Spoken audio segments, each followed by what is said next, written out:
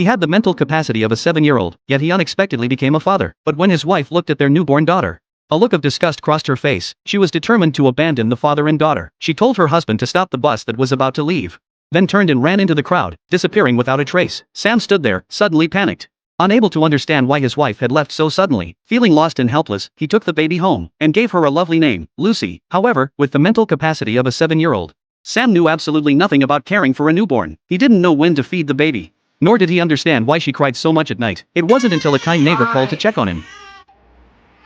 What's the matter with the baby, Sam? Everything is just so tiny.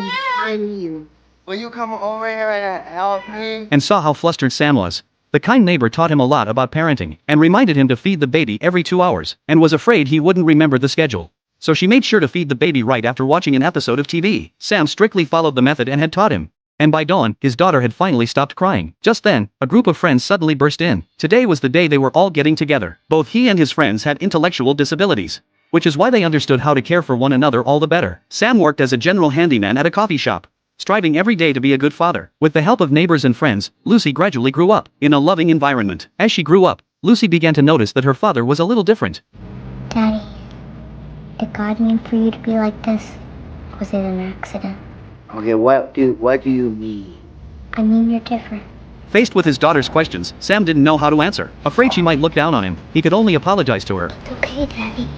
Don't be sorry. I'm lucky. Nobody else's daddy ever comes to the park. Before long, Lucy was old enough to start school. Sam wanted to give her a new pair of shoes as a gift. When he went to pay, he realized he didn't have enough money. His friends pulled out every last penny they had, although they had intellectual disabilities. Each of them loved Lucy with all their hearts. As Lucy walked into the schoolyard, her understanding exceeded what Sam could comprehend. Watching her father struggle to piece together words, the thoughtful Lucy set her books aside and brought out Sam's favorite fairy tale. Although she'd heard the story many times before, she chose to listen anyway, just to make her father happy. Lucy was limiting her own growth in this way, to protect her father's dignity. She made herself appear as though she needed care. At the school's Halloween party, Sam was having even more fun than the kids. The children surrounding him laughed at him as if he were a clown. Lucy took a step back as she saw the looks on her classmates' faces. She loved her father dearly, but at that moment, she was also afraid that people would recognize him as her dad. Soon, Lucy's 7th birthday arrived. Sam had carefully prepared a birthday party. He invited Lucy's classmates, as well as staff from Child Protective Services, just as the party was about to begin. At a crucial moment, one little boy refused to cooperate. Sam, growing impatient, tried to pull the boy aside, but was misunderstood by the child's parent. The parent shoved Sam to the ground. Lucy happened to witness this scene, not wanting her classmates to mock her for lying. Daddy? You don't have to call him Daddy. She said you're not a real father anyway. She said she was adopted. She hurriedly fled the scene.